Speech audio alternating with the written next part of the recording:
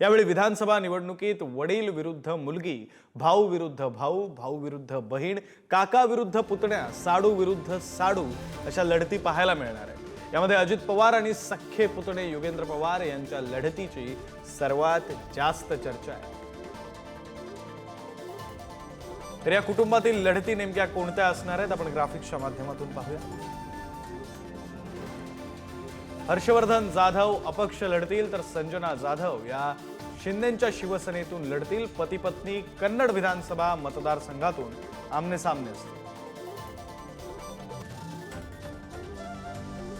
वडील आणि मुलगी हे अहेरी विधानसभा मतदारसंघातून आमने सामने येणार आहेत। अर्थात धर्मराव बाबा आत्राम हे अजित पवारांच्या राष्ट्रवादीचे उमेदवार आहेत, तर भाग्यश्री आत्राम यांनी शरद पवारांच्या राष्ट्रवादीकडून उमेदवारी मिळवलेली आहे। नाशिक पश्चिम मतदारसंघामध्ये भाऊ विरुद्ध भाऊ अशी लढत पाहायला मिळणार आहे। दिनकर पाटील हे मनसेचे उमेदवार असतील, तर दशरथ पाटील हे परिवर्तन महाशक्ती अर्थात तिसऱ्या आघाडीचे उमेदवार आहेत। तर देवळा विधानसभा मतदारसंघात सुद्धा भाऊ विरुद्ध भाऊ अशी लढत होणार आहे। राहुल अहेर हे भाजपचे उमेदवार, तर केदा अहेर हे अपक्ष असतील।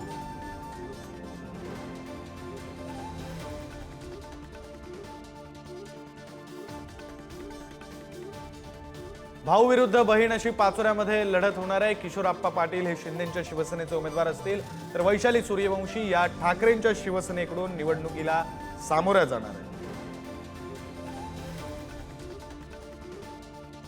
प्रताप पाटील चिखलीकर हे अजित पवारांच्या राष्ट्रवादीचे उमेदवार लोहा मतदारसंघातून असतील, तर आशा शिंदे या शेकापच्या उमेदवार असतील। भाऊ विरुद्ध बहीण अशी लढत लोह्यामध्ये होणार आहे।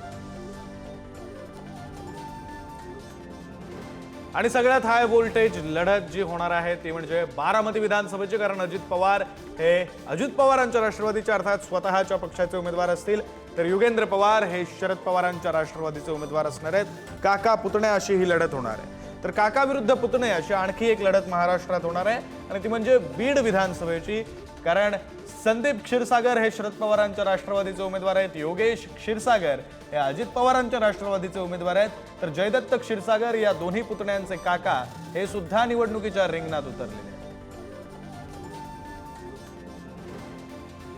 तर या सगळ्या लढतींसंदर्भात बोलण्यासाठी आपल्यासोबत आपले प्रतिनिधी सुशांत सावंत आहेत। आपण त्यांच्याकडून अधिकचा तपशील जाणून घेऊया, त्यांच्याशी खरं तर बातचीत करूया।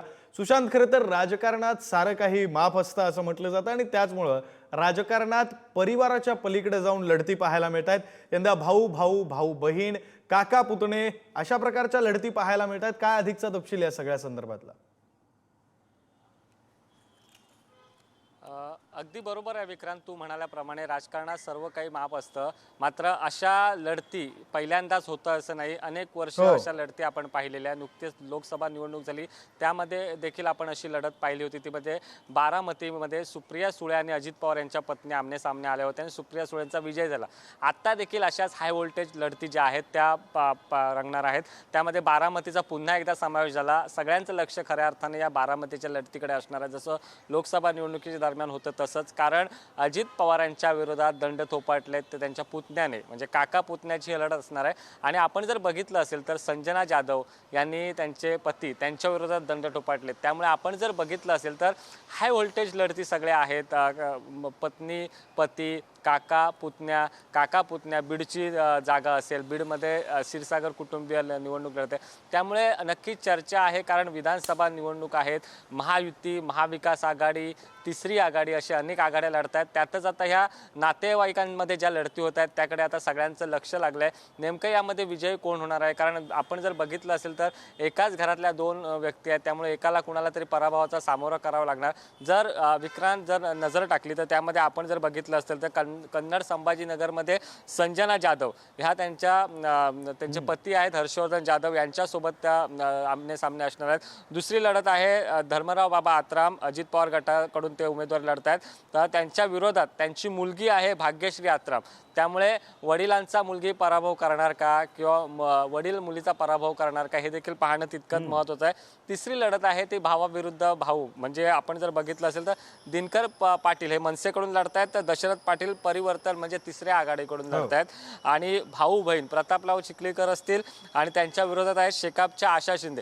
अशा अनेक लढती ज्या आहेत त्या लक्षवेधी ठरणार आहेत. हाय व्होल्टेज लढती आहेत सगळ्या, त्या लक्षवेधी ठरणार आहेत आणि त्यामध्ये आता कोण जिंकणार आहे, कोण पराभूत होणार आहे याचं उत्तर जे आहे ते 23 तारीखला ठरणार आहे. मात्र सध्यापासूनच यामध्ये चर्चा जी आहे ती सुरू झाली. आता प्रचाराची रणधुमाळी आपण जर बघितलं, दिवाळीनंतर खऱ्या अर्थाने प्रचाराला सुरुवात होणार आहे. मोठमोठ्या सभा होणार आहेत, त्यामुळे नक्कीच आरोप प्रत्यारोप देखील होणार आहे. त्यामुळे काका पुतण्यांवर कोणते आरोप करतोय, भाऊ भावावर कोणते आरोप, मुलगी वडिलांवर काय आरोप करतात हे पाहणं तितकंच महत्त्वाचं ठरणार. विक्रांत, नाही, अगदी खरं आहे सुशांत. तुम्ही ज्याप्रमाणे म्हणताय त्याप्रमाणे 23 तारखेला कोण जिंकेल आणि कोण हरेल या संदर्भातलं चित्र स्पष्ट होणार आहे.